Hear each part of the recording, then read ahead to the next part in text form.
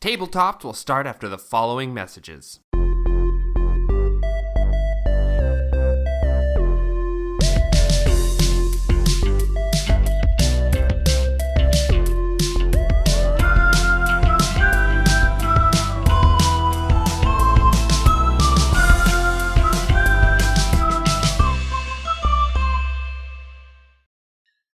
Welcome back, everyone, to another episode of Tabletopped. My name is Nick, and I am your host. And today we have a really cool interview lined up. You've already heard some of their members on the podcast before, but today we are sitting with all of the Scryptids behind Scryptid Games. Today we're going to be talking about various amount of things that they have in the works and what they do. But first, let's do some introductions, and we'll start with Nat, who everyone who listens to the podcast regularly might know from their interview with me on interactive fiction. Nat, can you introduce yourself and what you do for Scryptid? Hey everyone, it is Nick from the future while I am editing this podcast. Unfortunately, Nat and Pat's mic had some audio issues and we were not able to save their introductions and some of the stuff later on. I just wanted to pop in here and give them quick introductions because they're great. Nat is working as sort of an editor and publisher extraordinaire at Scryptid, and Pat is handling all things math. That's finances and numbers and analytics. So both of them are really important to Scryptid's overall functioning, and you'll be able to hear from them a little bit later, but wanted to give them a proper introduction. So here it is. Thanks, Pat. I'm Bridget Winter, she, her, and like everyone, I do a number of different things for Scryptid. So I am a nonprofit executive director in my non-gaming life, and I have a background in theater, fiction writing, photography, marketing, organizational development, and some anti-oppressive and anti-racist consulting stuff. And I will say that that entire toolkit has become really relevant and present in my work with Scryptid. I most recently wrote Psychic Trash Detectives, which was our first Kickstarter release that Nat referenced. But I'm also an organizational development nerd. So a lot of my contributions have been around envisioning business structure, supporting the development of our focus and values, and imagining how marketing and distribution can get the stuff we do in the hands of people who love it. So I think right now, the thing I am really excited about doing is collaborating with Nat on an anthology of fiction and poetry that is going to be included in Psychic Trash Detectives, kind of one of the wild and weird things that we are planning for this book. And that has been super fun. So I will pass to Tiffany. Hi, I'm Tiffany Salter, she, her, and if there is a list to maintain, I am the maintainer of that list. And additionally, I am currently working on the layout as a font nerd as well. I am really keen on those sorts of decisions. So I'm working on the layout for Psychic Trash Detectives and producing the physical book that people will have in their hands. But as everyone said, we all have, I think, a wide variety of interests. So I know that we all want to touch projects at different points in the process as we move forward. So, and I will pass off to Dustin. Well, hello. My name is Dustin Patrick Winter. My pronouns are he, him. As I think we've already covered, we don't really have particular titles or anything at Scryptid. And so while I would have just loved to have been the person in charge of the finances and the budget and taxes and all of that stuff, Pat's already doing that. So I, begrudgingly decided to take on art direction and a bunch of our fun outreach marketing stuff. So I threw myself on that grenade. I also in the Kickstarter a little bit. Yeah, which I will say, so the art looked fantastic for the Trash Detectives sort of marketing, and also just all of the stuff I've seen that's going to be in the book is great. So everyone, I think, is doing a really great job. Tiffany, what is your favorite font? This is a very important question. I wouldn't even know how to. I love a sans serif generally. Ooh, a Comic Sans. I mean, accessibility wise, Comic Sans has actually a really good place in society, but I like a sans serif in general. Nice. All right. Now that we've really hit the big topics, why don't we get into Scripted? I think that some of the listeners who haven't heard some of the stuff in the past, like our interview, Bridget, about psychic trash detectives, or Nat, our interview about interactive fiction, might actually not know what Scripted Games is.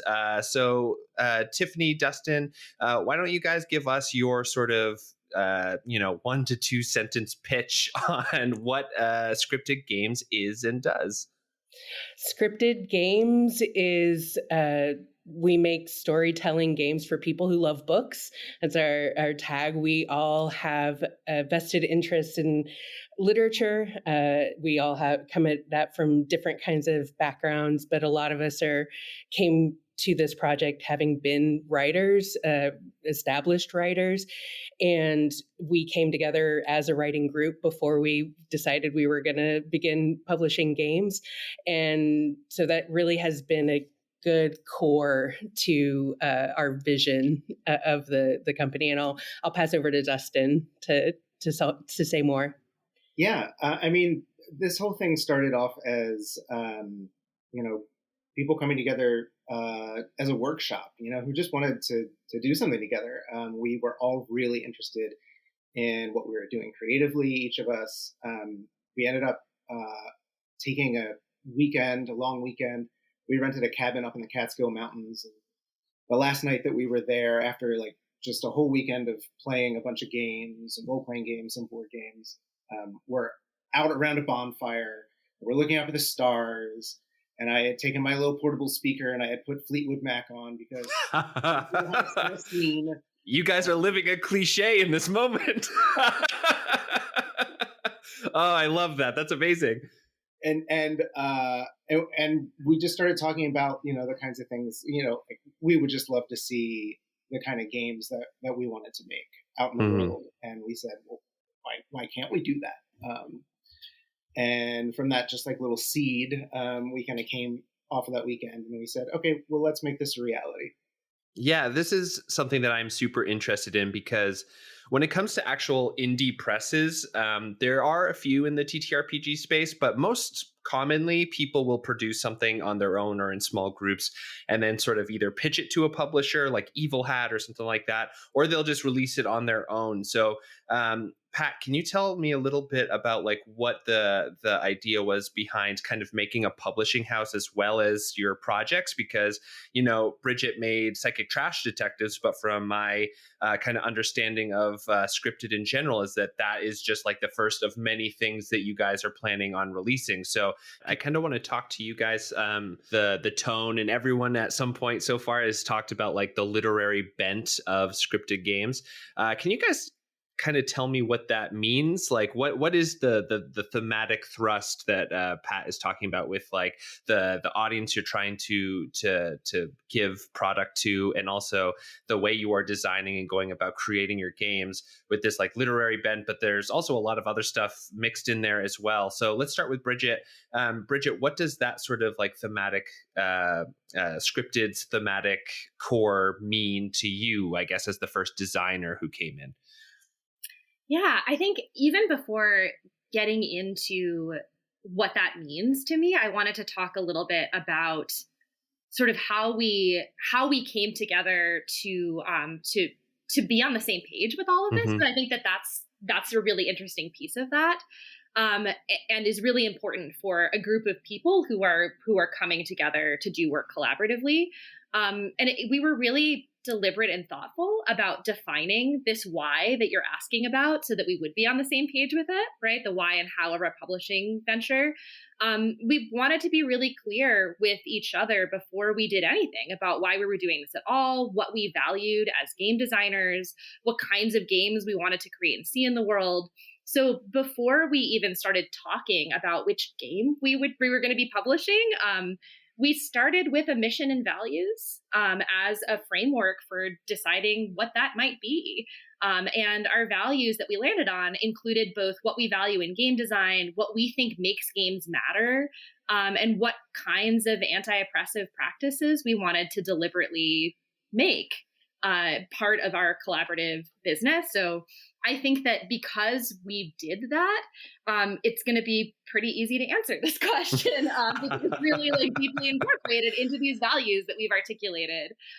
So I'll actually pass over to Nat to talk a little bit about that. Nat did a lot of work after we discussed what we valued and why we wanted to create games that were for people who loved books. And they actually did the first pass at our mission. And so I'd really love to hear them talk about it in their own words. Okay. Yeah. Thank you so much, Bridget. It's been really amazing to work on this with everybody because I have just really always loved the process of publishing. Like I've worked in small press publishing in the literary space as well as in games. I've worked at literary journals. I've worked at a nonprofit that re-granted funds to small press publishers in New York City. And I really love it. And I love the weird, amazing, innovative literature that has like changed my life that has come to me through those publishers. And that is also the case for me in games. So when I found myself doing this work in games, I would often see some of the similarities because I worked in the literary world first, and also some of the differences in the ways that these kinds of organizations are set up. And one of the things I think that's really enlightening about working in games and thinking about this from a design perspective is, you think about that ludonarrative harmony piece, which, we've talked about in the past and has been kind of a theme in some of the stuff we talk about as scriptids. But I've always thought that the way you design the publisher, like the community of employees or workers who make the stuff, affects the stuff that gets made.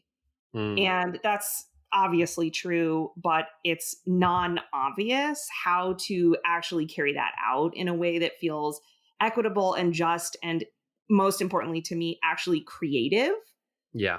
So it's very much for me about like having creativity and creating a mission that reflects like our desire to like really create a space that promotes creativity instead of just going back into over and over like similar hierarchies of power that commonly come up when you're in a capitalist enterprise, which you are when you're selling books and games. And like what I want is to read things that come from a creative process. Like that's kind of like my life is honing in on creative products that have that quality. And I think that there's a lot of people who are interested in that.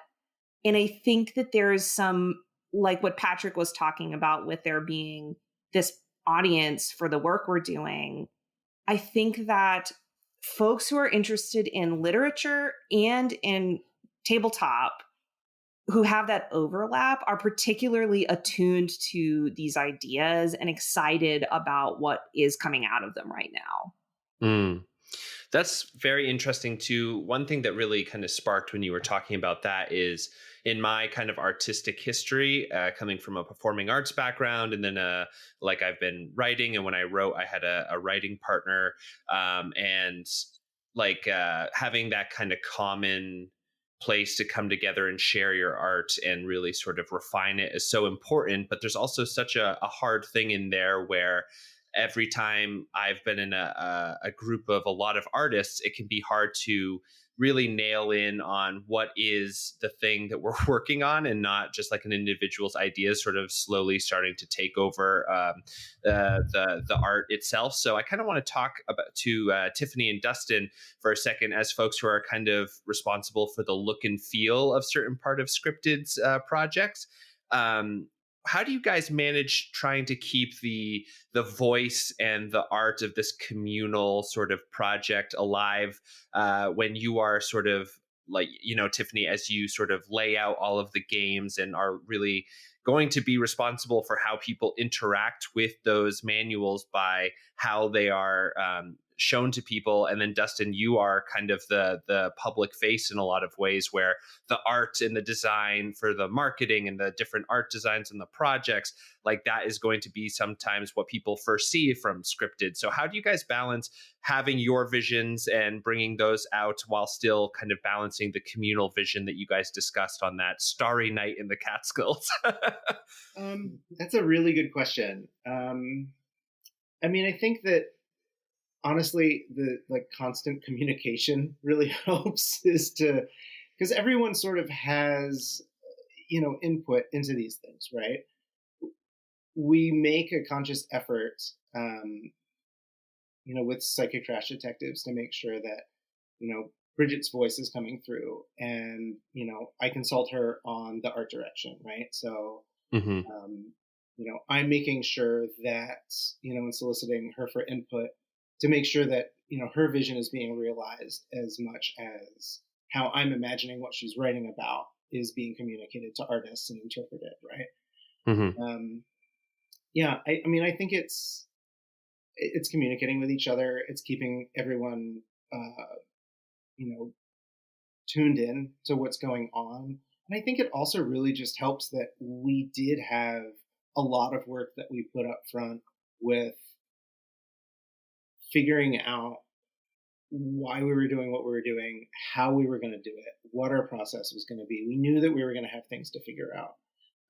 But we were starting from this really strong core of values and some insights, because we weren't strangers coming into this. We had worked with each other in a workshop a little bit, so we knew how, what we were all bringing to the table. We knew a little bit about, who could help with what. And so we've all sort of done this, very collaboratively. Yeah. And Tiffany, when you kind of take that work of actually providing the layout and the accessibility of the products that you guys are creating, how do you sort of implement some of this in your work as well? Well, I think that it's one of the neatest things about the way that we have set things up is nothing is siloed. As much as we kind of each take lead on one aspect or another, as Dustin said, we're all in constant communication. And when I got the manuscript, the final edited manuscript that Bridget and had worked very closely with Nat on, there were ideas coming to me like, hey, maybe an image like this here, maybe something here.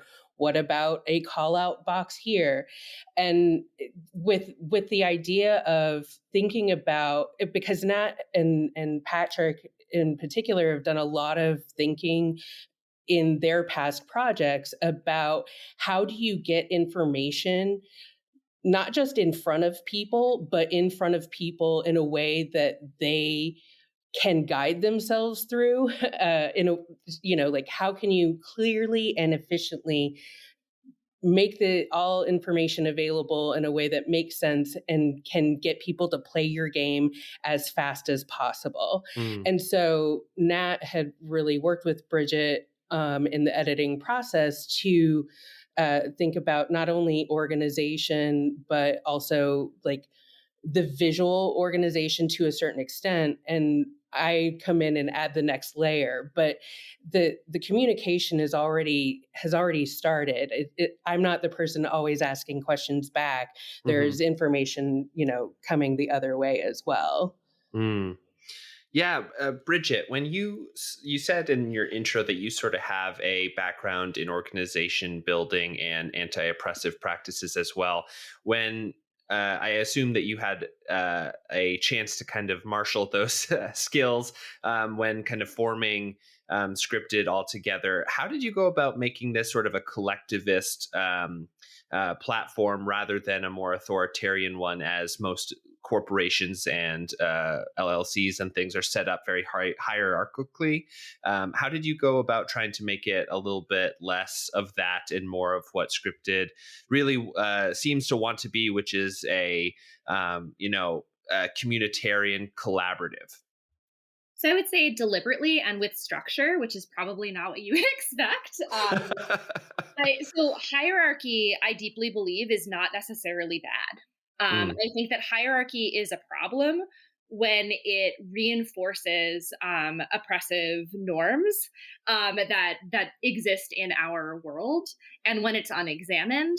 And very often, people come together in spaces with all the best intentions, and they're like, I have been in toxic spaces that are hierarchical, so what I'm going to do is throw out hierarchy. And then what happens is that sort of all of these tendencies that we have to sort of lean into and defer to power, right, that is connected to some of these oppressive systems will just show up. Will show up and be unexamined and unnamed in these spaces because we don't have structures that are in place to deliberately work against that. And so we started from a place of values, as I said before, where, we crafted a mission, we crafted values, we talked about what mattered to us, both in the games that we are making and also in how we work together. And we developed processes, right, that supported those values and made sure that they showed up in our work. We have, and we are in constant communication about those things, about what the workflow is going to be and sort of who has final say in this area versus this area and how we arbitrate decisions. And when those things don't work, we talk about them and we change them. We have really worked hard to lean into the discomfort of naming a thing when there's a problem, and making space to talk about that. And leaning into good conflict and good conversation, and also preserving our friendships as something central to this, because we started off as friends. We started off as folks who have things in common and creative collaborators and people who were in a workshop together. And so we wanted to make sure that this stayed fun, and this stayed creative, and there was space for that. And so, we've even built containers for that, the ability to be like, this is friend time, or this is workshop time, and we are definitely not talking about business here. And so I guess all of that is to say, with great intention, and with kind of constantly changing structures, to sort of use hierarchy with intention to support our anti-oppressive vision. That's awesome. And I think that through all of these answers, I think the audience is probably getting a pretty good sense of the kind of ethos behind Scryptid and what you guys are, or like how you guys are trying to do what you want to do in this publishing house. But Pat, as someone who handles the books, what kind of projects are you actually looking to make with this platform, and like how are you trying to get them out there? What is the actual products that you guys are trying to create? I know that Psychic Trash Detectives is the first one, which is a ttrpg, but we also have already mentioned that there's going to be sort of a collection of literary poetry that goes along with that. So Pat, what is Scryptid going to be actually producing?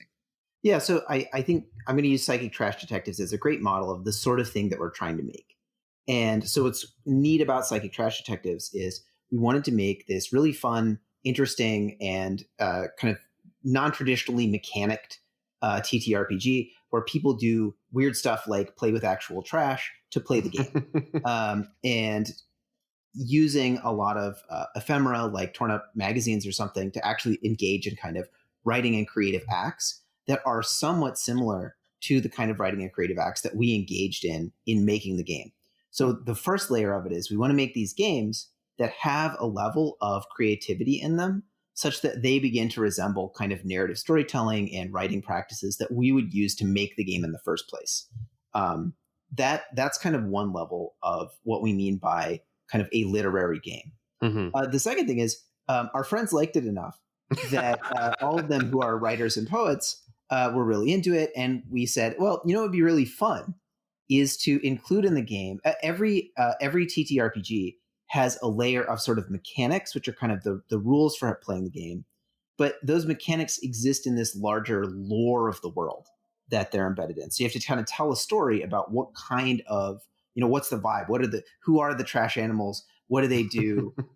Why are they psychic? What is kind of the universe that they exist in? And that universe is usually conveyed through kind of supplemental lore. Some of it is that kind of what I think of as the, just the description of what the different, in a TTRPG book, if you're talking, if it's set in some kind of Victorian era steampunk city, any description of that Victorian era steampunk city, that's part of the lore of the game. Mm-hmm. But there's also sort of the italics text, which is like, so-and-so is standing on a rooftop looking down and he's going to drop down and put a bag over someone's head, right? Like that's that specific actual in-universe storytelling that's also in there. And as we were talking about Psychic Trash Detectives with our friends, they kept coming up with fun scenarios. And we're like, why don't we just have a group of our friends who are writers, we reach out to them and ask if they want to contribute some of that italics text, some of that in-world story to the game.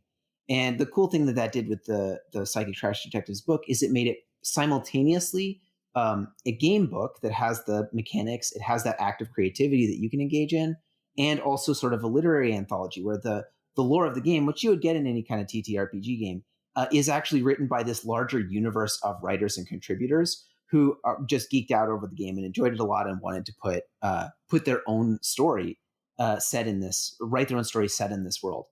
And so I would say that Psychic Trash Detectives is a great model of the sort of things we're trying to do with products. And I'll probably pass it off to Dustin to talk about future projects or some of the other ideas that we have in the pipeline.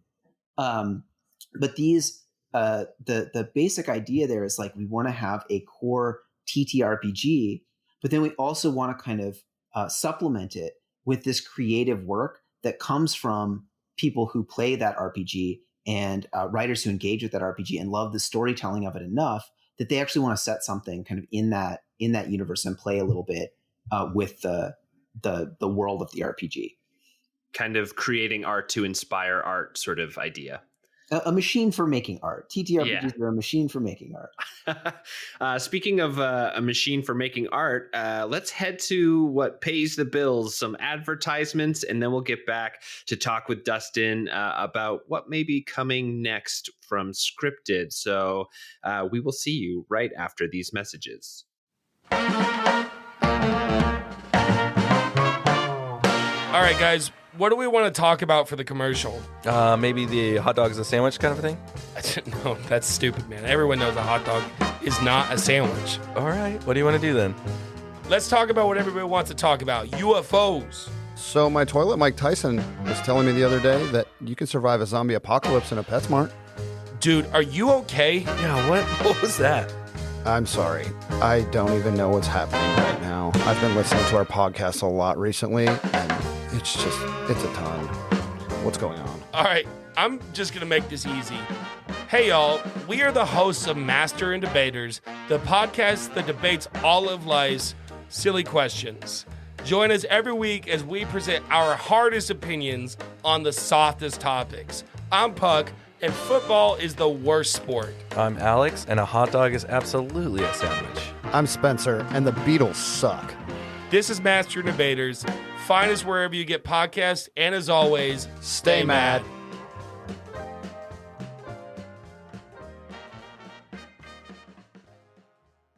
All right, everyone, welcome back to Tabletop. Today we are talking to the folks at Scryptid Games, a new publishing platform that is going to be producing TTRPGs and other types of art. But before the break, we're talking about the sort of general idea around what Scryptid is, how it's structured, what they hope to do. But now we're going to talk brass tacks. We've already seen Scryptid's first sort of foray into the product arena with Psychic Trash Detectives, and it smashed through its funding goals, which was so excellent to see. I'm a huge fan of that game. Cannot wait to get my hands on it. But Dustin, can you talk a little bit about what sort of design philosophy might be going into the next game or the next product that Scryptid is making? What are your next steps after now getting to a place where Psychic Trash Detectives is off the ground? Right. So we have been doing a lot of thinking and talking about this lately, and we're already looking kind of down the line.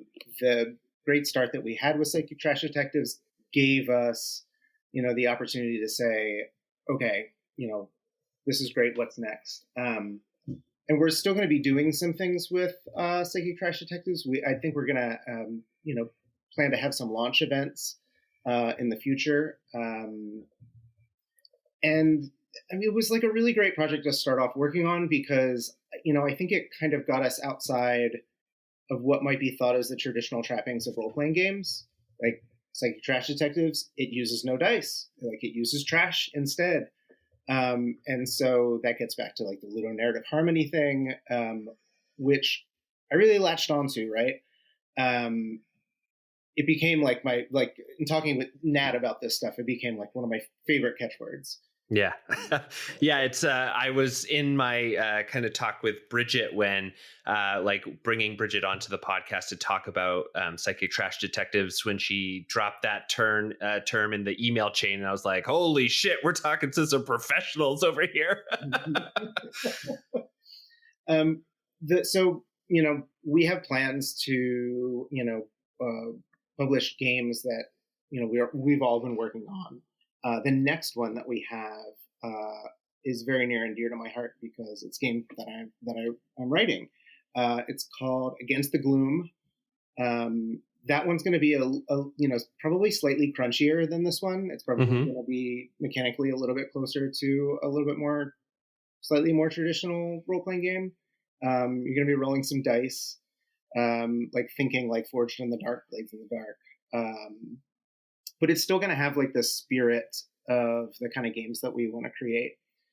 So in Against the Gloom, you are playing as a band, like an actual literal band, like you're playing as musicians. Yeah. And so you're these pirate musicians aboard this ramshackle. You can't just drop. So you're in this band. Actually, it's a pirate musician band. That's a different thing, Dustin. That's a different thing. Look, it's all of those things, right? Like you are playing amplified music aboard this weird ramshackle ship made of like flotsam and jetsam, and it's all lashed together with speakers and amplifiers, and you are sailing through this realm, this like purgatory realm of void and nothingness called the Gloom that is sentient and actively wants to sort of wrap you up and trap you away and pull you away from everyone and, Matrix style use you as like a battery, right? Yeah. And so with this amplified music, your, pirate musician crew are going around shredding, like tearing up the Gloom and forcing it back from, these kind of pockets of community that have popped up, these towns and, strongholds. And you're just you're going from gig to gig. You're going from place to place, trying to put on shows. This is punk rock piracy, and I love it. There's actually, this is so funny that you kind of say this. It must be in the air somewhere, but Mike Sands, who is the creator of Monster of the Week, has just kickstarted a expansion to that first book, and it has one of the settings you can play in is that you are just like a traveling band, like you're talking about, except wherever they go is just monsters. So they have to both get to the show and save the town from monsters or whatever. So I love this new genre that you guys are building. It's amazing. Oh, that feels great to be like tapping into like a zeitgeist of things that other people are excited about, Yeah. Tiffany, I really want to pick your brain a little bit too, as someone who works in like the actual, how is this read? How is this made? How is this looked at from a consumer standpoint? How are you guys plan to actually publish your work as an indie platform? Are you guys going to do everything in-house? I know you were saying that you were doing some of the nitty-gritty work of like actually formatting everything, getting stuff ready. But how do you guys plan to move into the future as you all continue to do this work? Are you going to kind of establish yourselves as an in-house publisher, or are people going to be coming in, other indie creators that you guys kind of sign off on and they produce through you as well? What are your thoughts on that side of Scryptid's future? Well, we all of us I know have projects that we're excited about, and we've kind of mapped those down the line. But we also are very excited about the opportunity or the possibility of working with other people. And so obviously, when you are 5 people doing everything in-house, you have kind of where we are currently working on building like what our workflow looks like, how we are communicating with each other. And a lot of that groundwork, as Bridget was talking about earlier, we very deliberately laid out. And so we are basically working on the proof of concept with Psychic Trash Detectives, and we'll be moving forward with Against the Gloom, and then a couple other projects beyond that from in-house. But as we sort of get more comfortable in going through the process, are really excited about keeping an eye out and providing this as an opportunity for other people who are also very invested in that sort of intersection between gaming and, other kinds of like literary genres, experimentation, and other kinds of ways to mess around with mechanics. Mm-hmm. So yeah, a little bit of column A, a little bit of column B. We are kind of front to back, other than printer, outsourcing the actual printing of it, doing pretty much everything, and want to be able to in the future help other people who don't necessarily have those resources, who might have a really great game, have written a wonderful piece of gaming literature, but don't know how to move forward with it. I really love that. And is there going to be sort of a format that people can pitch stuff to you guys as well? Or are you going to be outreaching to them? Like, how can people sort of stay on your radar as they produce things as well? We have not gotten that far. Fair enough. I mean, like, to be continued. The pure logistics of it on that level, we haven't gotten into, but I would just say, go to our website. We have contact us. We have a contact us form on there, and we can start a conversation. Yeah, that's awesome. I will jump in and say too, go to our website, sign up for our mailing list, because I think that is where everyone is going to hear about upcoming opportunities for submissions, for game jams, for events, for what we're publishing next. I think that's what we're going to use as sort of our central communication platform. So if you are excited about what you're hearing and you want to know what's next with Scryptid, or you might be a creator who might want to work with us, I would start with signing up for that mailing list. That's a really great gift that you guys have already, is this mailing list. I think that it's going to be such a cool thing, because you guys, correct me if I'm wrong, but you recently were actually play testing in person at a convention with Psychic Trash Detectives. Is that correct, Bridget? Oh my gosh, it's that you say recently, and I'm like, wasn't that like a year ago? But we were at Unpub. Nice. It was in Maryland. It was cold out, so I guess it was the winter time. But yeah, that was a really fun opportunity to play test and to meet other creators, and and we also go to PAX Unplugged. We're likely going to have a presence there this year in Philly.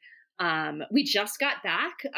A number of us went to this incredible workshop with Avery Alder in Canada, where we met a whole bunch of other creators who are interested in creating this queer indie work that we're excited about. And so it was fun to meet folks there who we'll probably continue to collaborate with in the future. So yeah, we do intend to be out and about, and if anybody has ideas, for places that you want to see us, please reach out and let us know, because we are interested in making connections and making friends in this space. Hell yeah. I mean, this kind of nicely segues into my next question too, because I actually did meet one of you in person, and that was Nat, because we bumped into each other at PAX Unplugged last year. So I'm excited to see you all maybe this coming year at PAX Unplugged. But Nat, at the time you were working with Ninth Level Games at the booth, and we were just kind of chatting. And I was thinking that now you guys have your own platform with Scryptid. How are you guys planning to navigate the industry in 2023? I mean, some of the big publishers are taking steps to squash competition, like there was the whole OGL debacle, and now you have things like Kobold Press and Pathfinder and other people starting to try to grow their own kind of legitimate like stakeholds in the TTRPG space. So how is Scryptid going to approach this? You guys have a really collaborative, open kind of thesis to your company. How are you guys going to stake a claim in a very kind of mercenary business world right now? Yeah, that's a great question. And I think, I'm incredibly lucky to work with Ninth Level. CEO Heather O'Neill has been kind of a mentor to me in just teaching me how to feel collaborative and friendly in many ways in the space. I see her having many positive relationships with other creators and other companies. And in that specific way, I've really followed her lead in working with folks where I feel that sense of secure collaboration, where we're lifting each other up and sort of just letting the more mercenary stuff, the bigger folks kind of move past us like ships in the gloom, as it were. And, much like Dustin's game, which has these really, the character creation in that game is fascinating because you can have like weird bodies and you can get horns and wings and be humanoid or kind of a blob. And I feel like that, like the ethos, at least as I imagine it from Dustin's description, is kind of how I imagine our company is. We're just this like kind of queer entity that exists on its own terms. And when we're in tabletop and gaming spaces, we kind of move around and look for friends. And when we find friends, we bond hard with those folks and we kind of grow.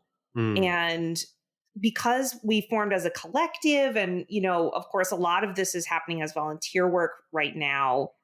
And we all have jobs that we're working outside of it and, looking to see what this can become and how it can grow. I think we can just move toward the opportunities that give us that feeling of friendship, collaboration, and the structure Bridget talked about, where we acknowledge hierarchies and leverage them to be creative. And the other piece to this that I wanted to add is that because we're interested in books, there's also a piece of us that extends into the space of literary publishing. And we're also exploring ways of being present at like events in New York City, like where small press, tiny indie presses sell their wares. Because I'm familiar with that world, I can see a path to being a little subversive there and offering, physical publications that would look like, say, a poetry chapbook, but then someone opens it up and inside there's a role-playing game. And similarly there, if we don't fit with some of the bigger publishers and, inevitably mercenary industry norms in that space, we'll just let that ship pass us in the night and continue to explore the gloom in our own way. Sort of like a scripted version of White Dwarf from Warhammer and that kind of stuff, where they release like a magazine with some TTRPG stuff, but there's just like a whole section that's lore for the games that they release and all that kind of stuff too. Totally. Yeah. I want to build on that just because I'm like really vibing with what Nat just said. And I think that the indie game space is so much more expansive and less competitive than sort of this mercenary way that we started off even framing in this conversation, that there are so many people who are hungry for the kinds of games that we want to make, which we know because they are the games that we want to play. And they're the games that I wished, existed when I felt like I didn't belong in this space. And, we don't need just one queer feminist game company. We need hundreds of queer feminist game companies and games. And so I am so happy that we're not the only indie creators out there interested in this kind of work. And I hope that the platform that we're creating, as Tiffany shared, makes space for other folks. And I hope that the folks who are already out there want to work with us and share with us. But yeah, I don't see it that way. I really think this is a moment of possibility in the indie game space. And I'm really excited to be part of that. Yeah, just to add a small thing on top of this as well, is if you're,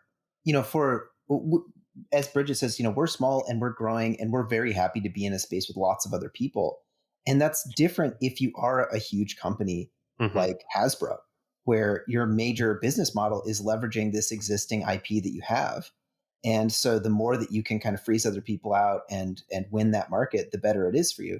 But we're just not, we don't have a huge amount of IP that we're trying to defend. We're, a small group who's trying to make new stuff.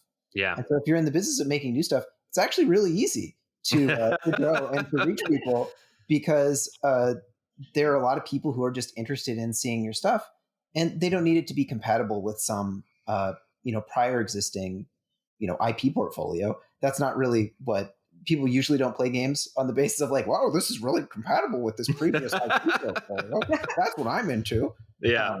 So, I'm the finance guy, so I guess it's me if it's anyone. But I think for a lot of people, just a few years ago, the word like D&D meant role-playing games, and it's sort of a synonym.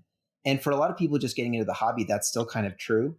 But they, very rapidly are very interested to try other stuff, because it was never about that particular IP for them.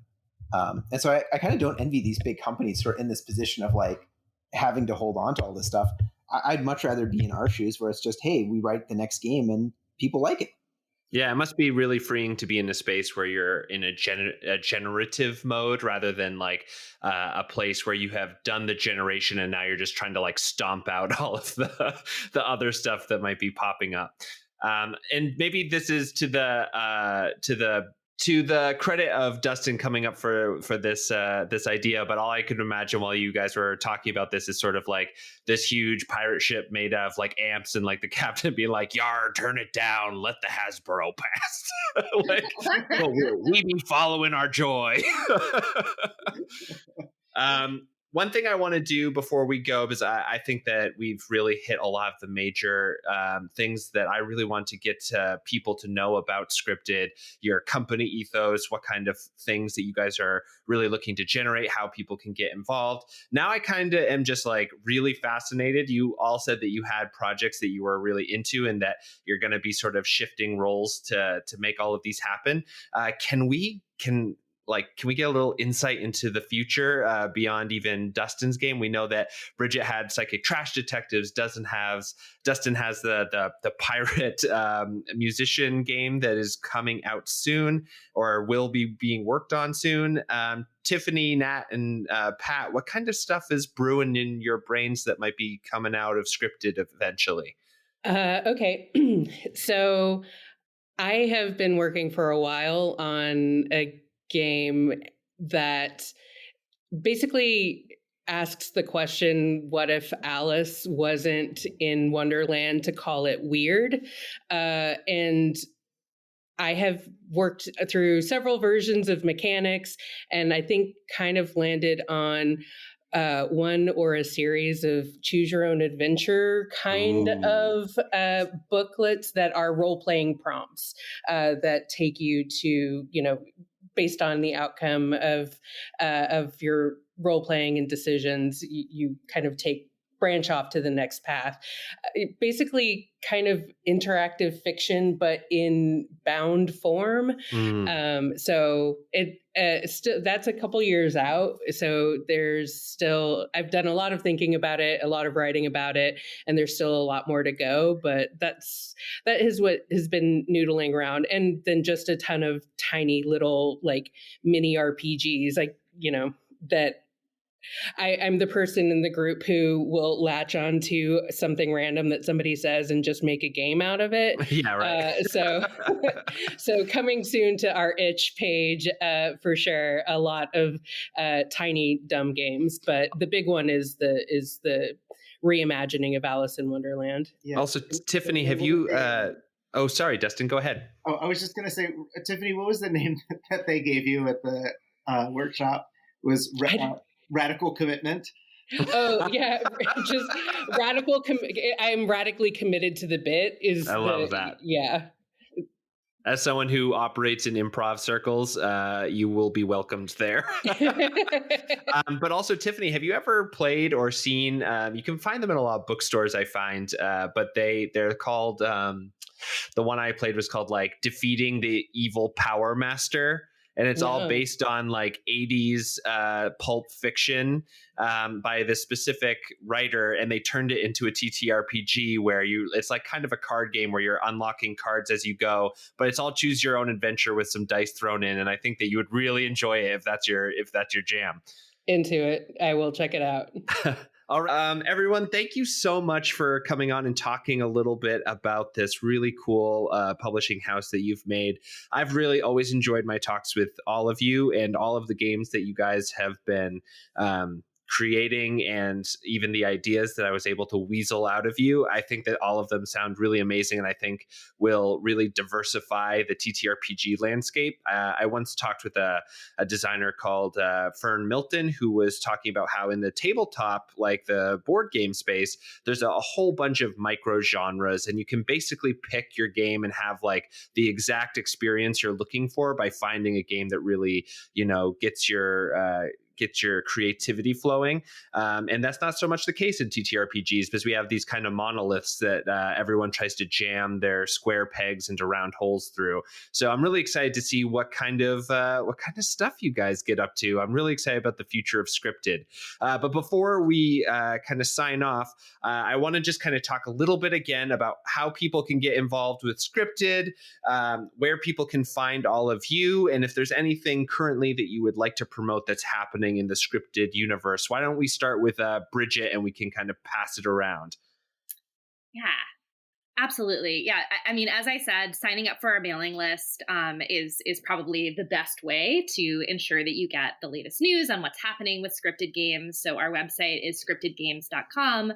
There's a nice, easy link there to sign up for our mailing list. We're also on social media at Scryptid Games.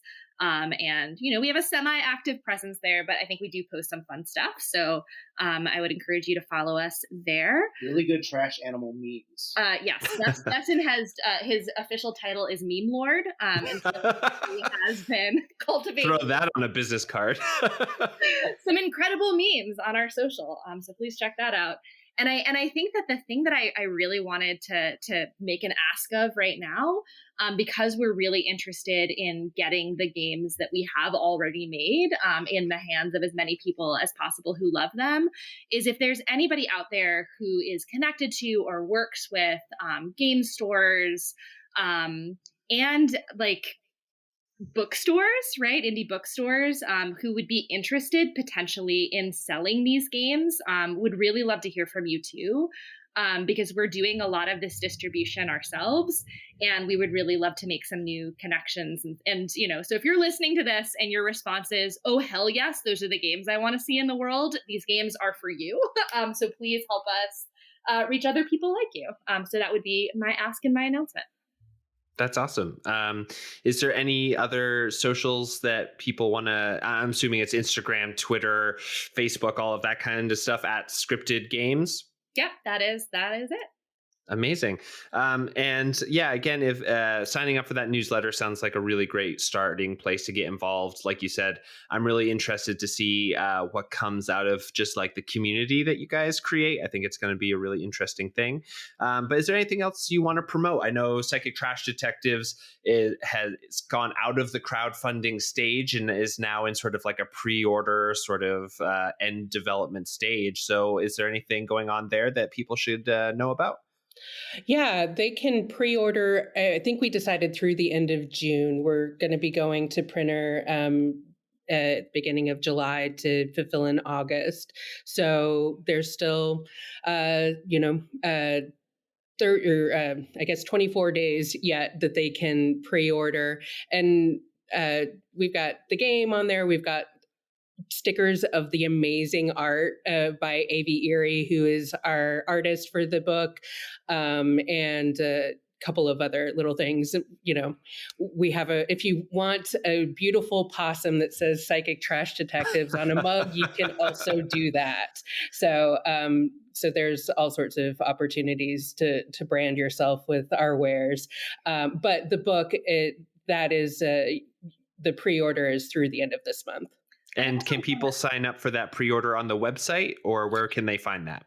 It is linked on our website. Yes. Amazing. Cool. Well, I will make sure that the Scryptid website is in the show notes as well as the itch page.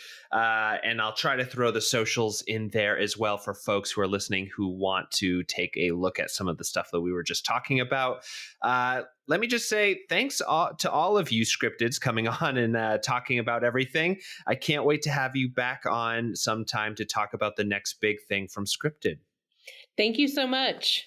Yeah. And, we will talk to you probably very soon. So everyone in the audience, you better sign up for that newsletter because I'll be there too.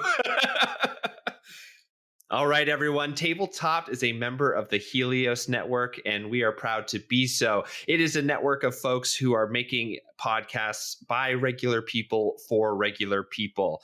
If you're interested in other shows on the network, then I suggest checking out Banter and Such. They're a culture podcast that kind of goes through childhood nostalgia and movies and all that kind of good stuff and really dives into that. They also, the network also has a really great show coming back for its second season called Wasted Truth with two bartenders from the Nashville bartending scene with real stories about all of the hijinks that they are exposed to every day. Everyone, thanks so much for listening, and we'll see you next week for another episode of Tabletopped.